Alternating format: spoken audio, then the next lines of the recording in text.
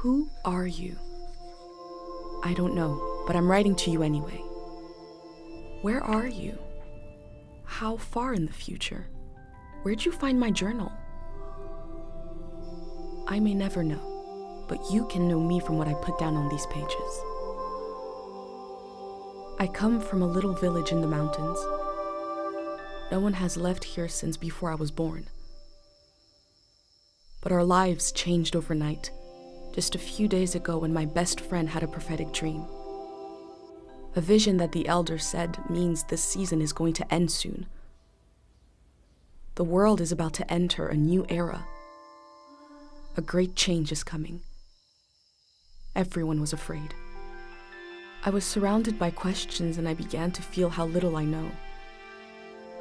What is this season that is about to end, and why is it ending? What exactly is out there that could turn the world inside out? If there are still voices singing and laughing in the wilderness, I could record them before they're gone. I also thought of my dad, who always wanted to see the outside world but never did. So, I asked if I could leave. The elder had one condition for letting me go: that I take what I collect to the museum vault, a palace of art and memory at the edge of the earth. She says it's the only place safe from the turmoil of a changing season. I hope that's where you're reading this now. I can't stop the change that is coming, but this time on Earth could live on in these pages. What it looks like, sounds like, how it feels to be alive right now. I'm writing to you at the crack of dawn on the morning I leave home. I can smell breakfast cooking in the other room, and I can hear my mom's voice.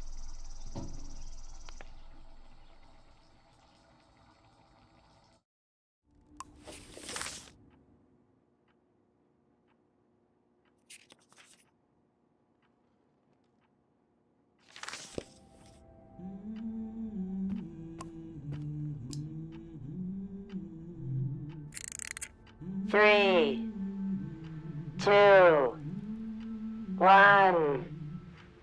Hooray! Mr. Lotto's here.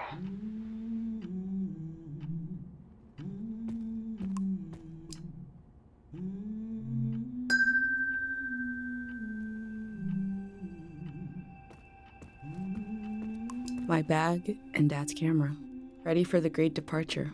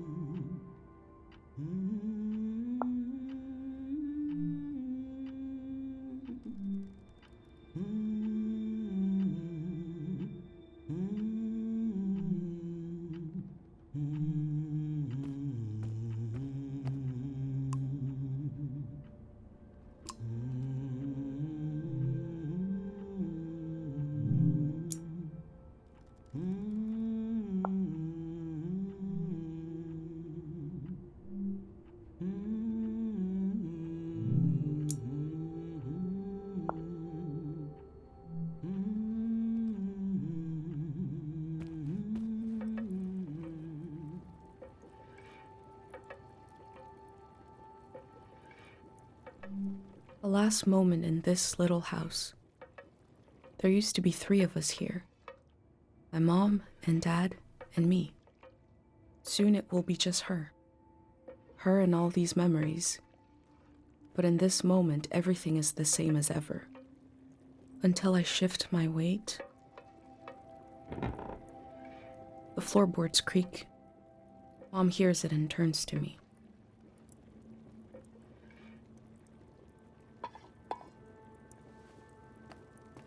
You're up. What are you doing standing there? Time to get going. It's gonna be a beautiful morning. I'm making progress. I found the burner, camera, recorder, travel bag. Breakfast is in progress. Still gotta make a pendant. We haven't used this in so long. Good thing I saved the instructions.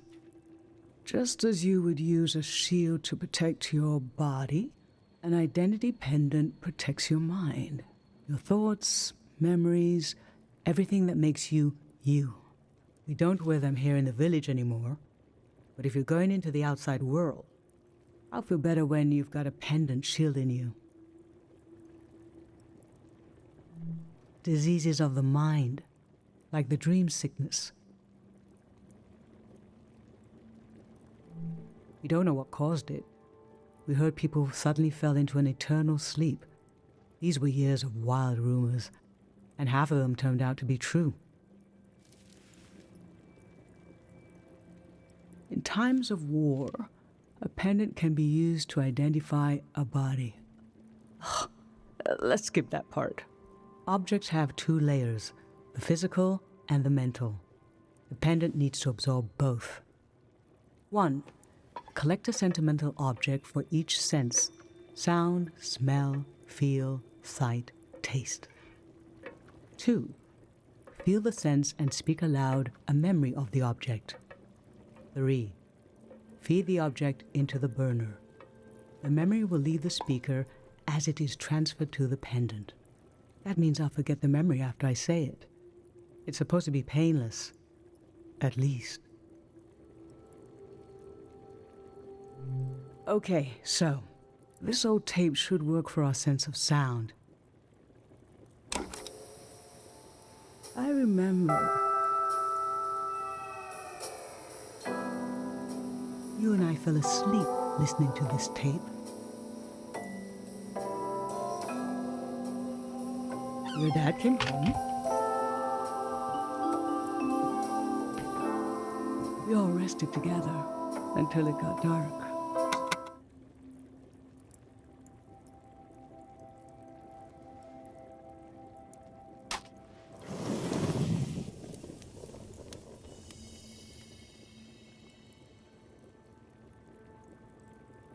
What an odd feeling.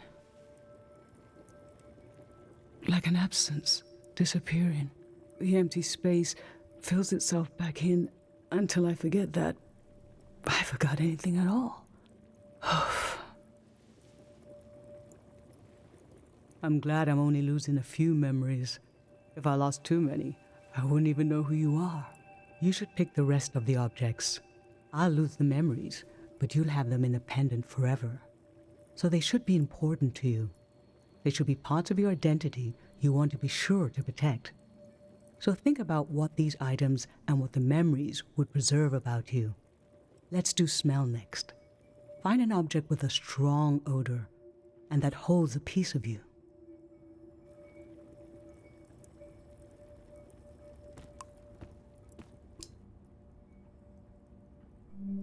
Childhood. Too sweet, too old. I always wanted to experience new things.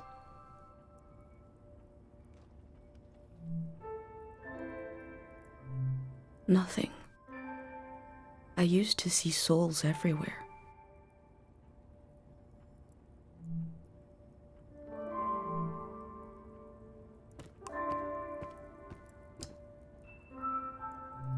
Sweet wax honey. How I've tried to save things.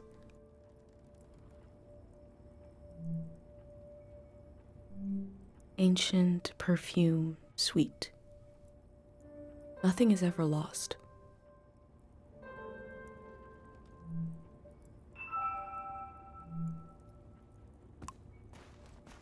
Honey, wax, baby, waves. I was loved by people I have no memory of.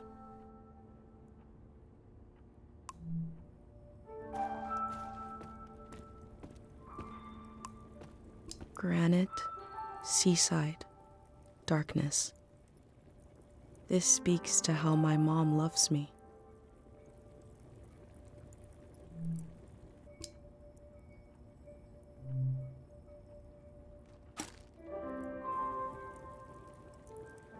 What did you choose for smell? Let's breathe in deep.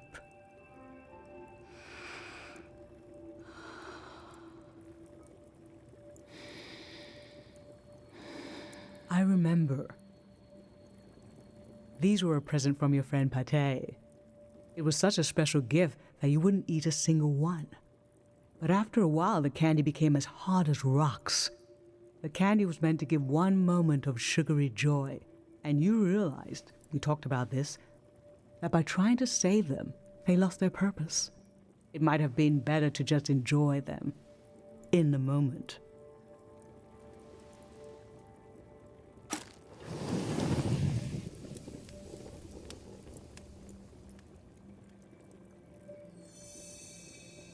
Now touch. Pick something with a texture you like.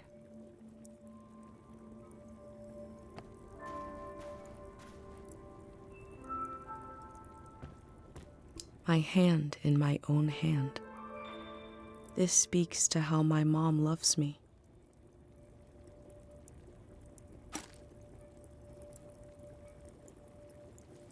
So what did you end up choosing? Okay, put your hand in the hand. Oh, I remember it so well. It's not as bad now, but in the old days, not many children lived long enough to grow up. We believed if a child could make it to the age of 9, they'd be all right. This print was made of your hand when you turned 9. Your father and I couldn't believe we really had a healthy girl. An old deep fear inside of me finally went away, and we saw you would just keep growing and growing, that everything was going to be okay.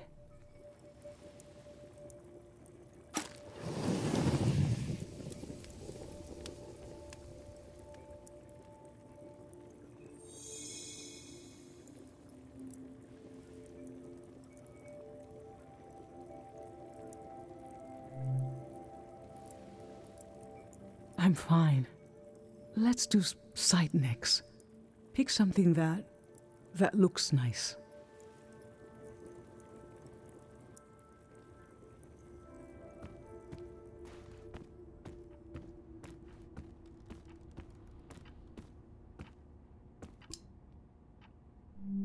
Poisoned, blue, shine. I look closely.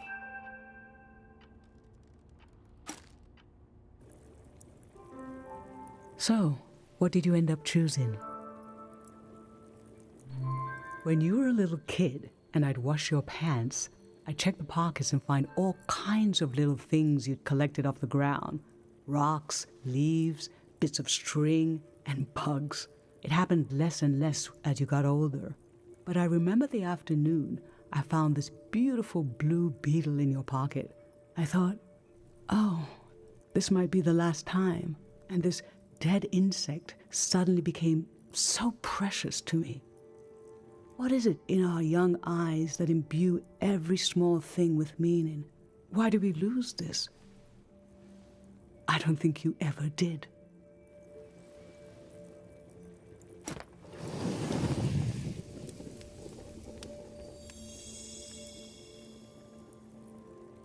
For taste, we can eat breakfast and feed some to the burner.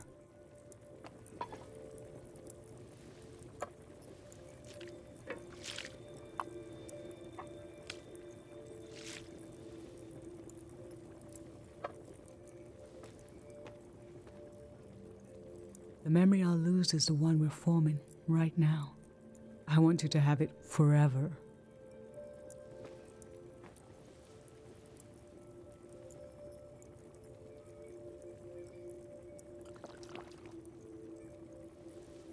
standing here, you're having a last taste of home.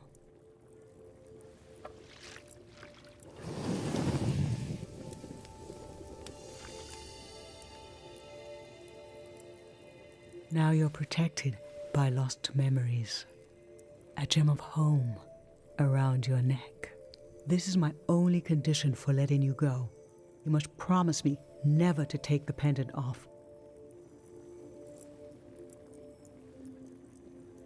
And never tamper with it.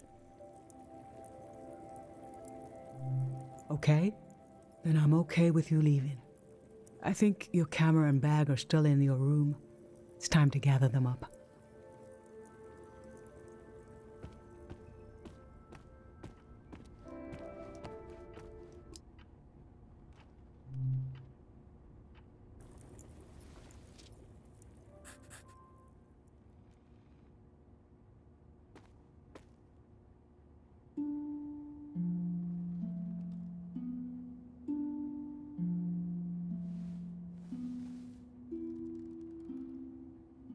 I've lost so much. How could the world ask me to lose you too?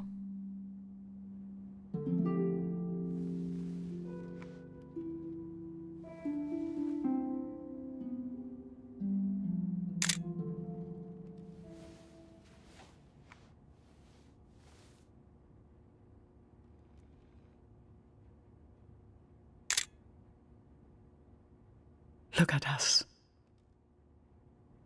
There we are. There we were.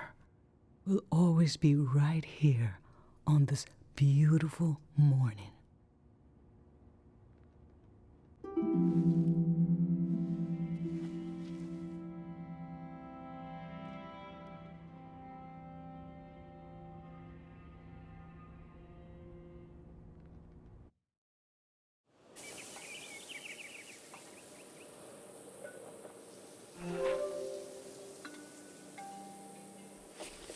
I just performed a ritual with my mom.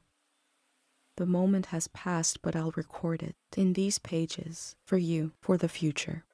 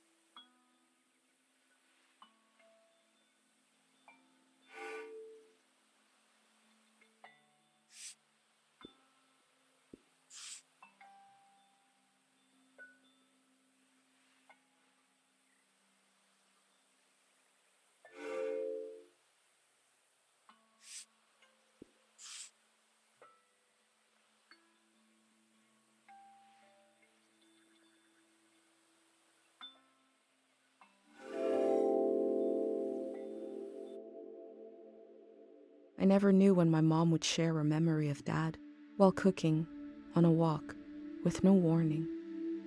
It knocked the wind out of me. Rituals take this grief and give it a shape and a story.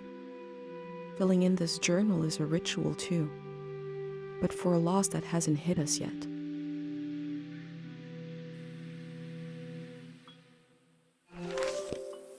I've brought tools to record the sights and sounds of this season. I'll start by recording the only place I've ever known.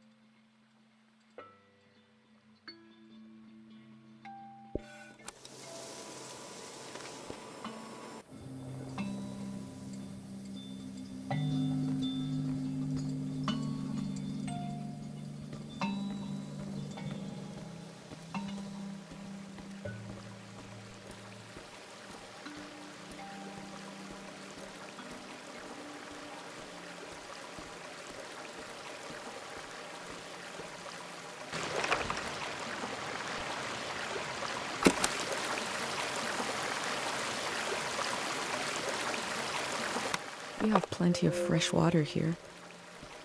I wonder if it's more scarce in the outside world.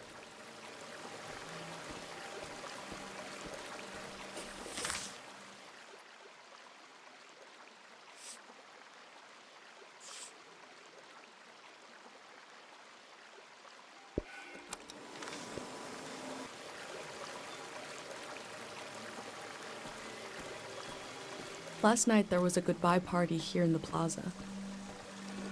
Everyone was so afraid for me. To understand that fear, to understand where I grew up, you have to know the man standing watch over the plaza, Dr. Fumio.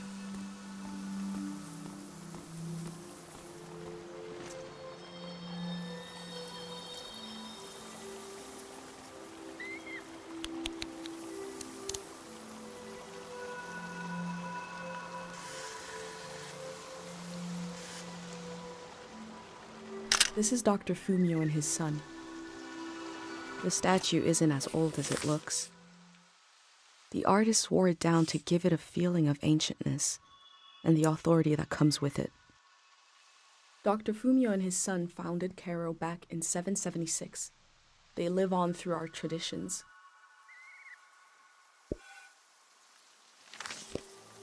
There are 3 murals celebrating Dr. Fumio's work.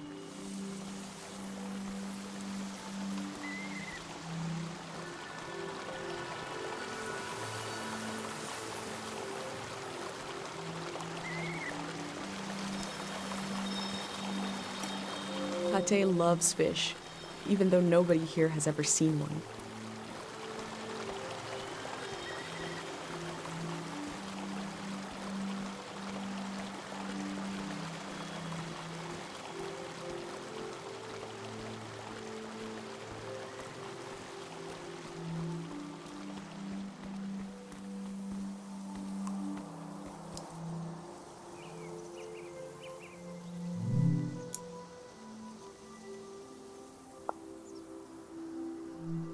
The elder sought out Dr. Fumio to cure her mother, who was suffering from time misperception.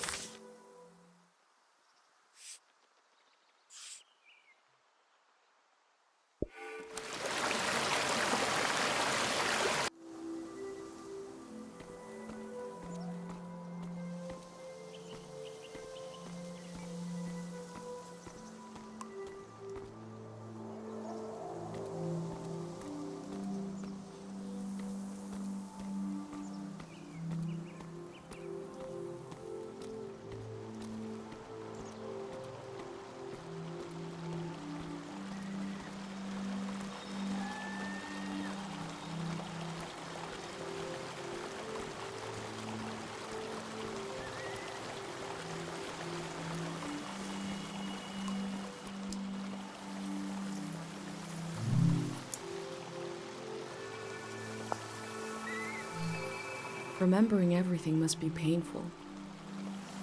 Dr. Fumio brought peace to so many people here.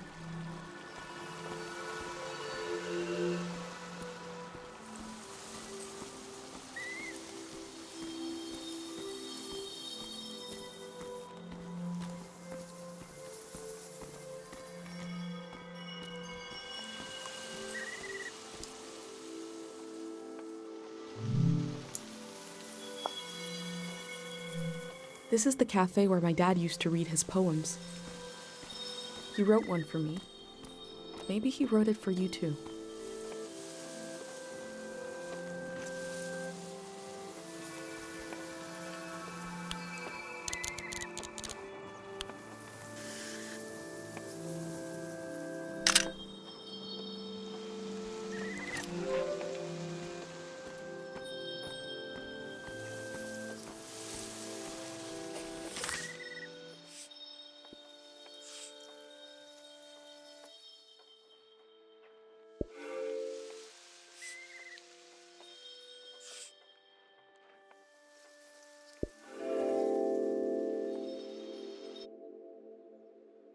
A village that was created as a place to heal. Is that where my instinct to try to help comes from? It's so strange to imagine I'll be shaped by places and people I haven't met yet. So strange to imagine that I might feel at home somewhere else.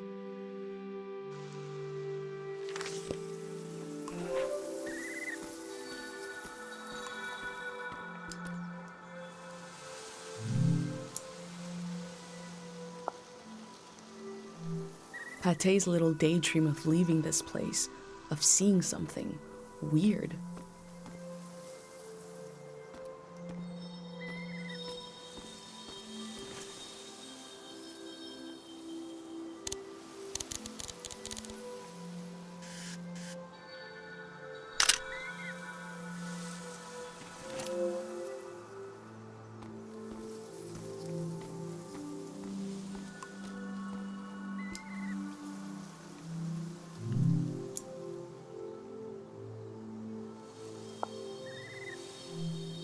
Dr. Fumio said the dream sickness was caused by something very powerful. He wasn't able to cure it.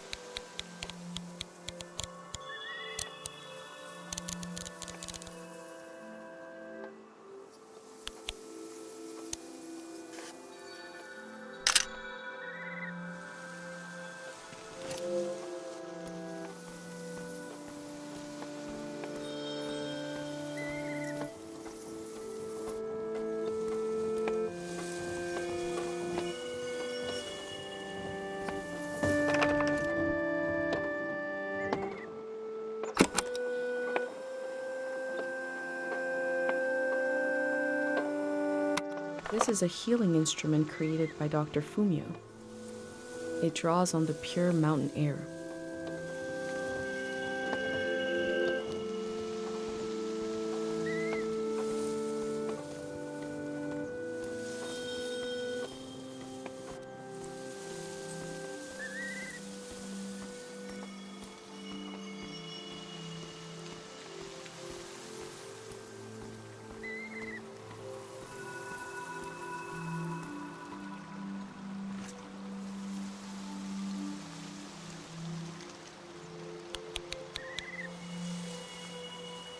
Last night, my friends wrote down their hopes for my trip and tied them to the branches of this tree.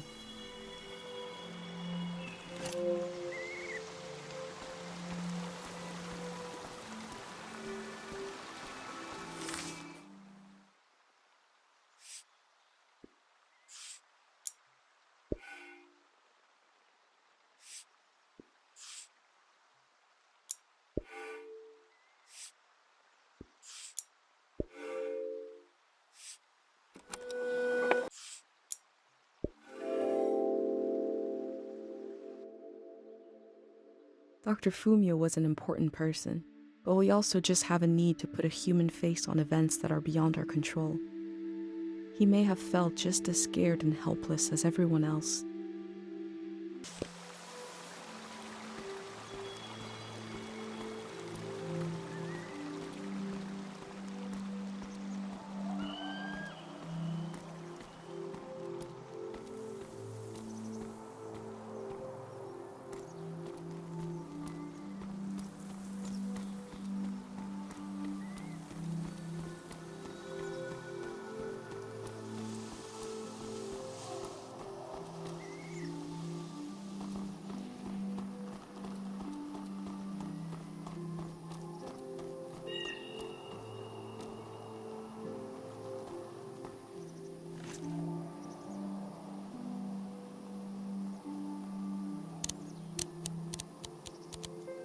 I go fishing here with my best friend Pate, even though there's nothing to catch. We both appreciate the silence.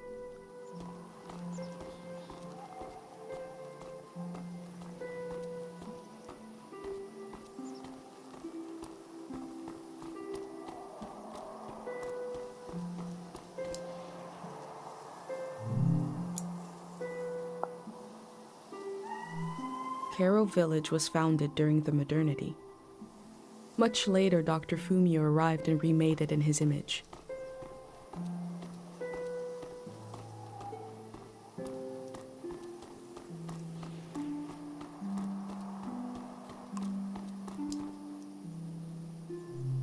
This flower means you're in my thoughts. The morning after the search was called off for Dad, our doorstep was covered in them.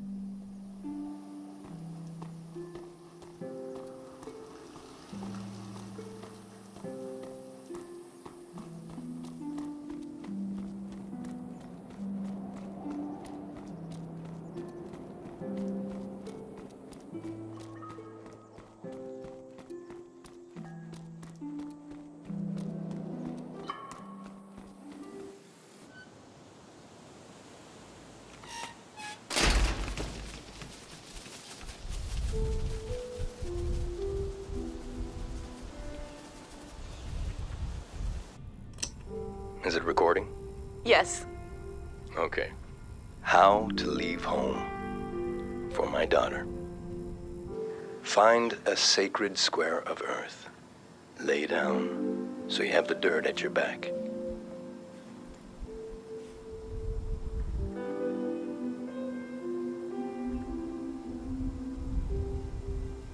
Close your eyes.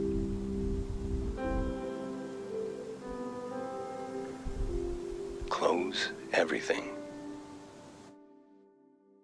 Do you see for yourself?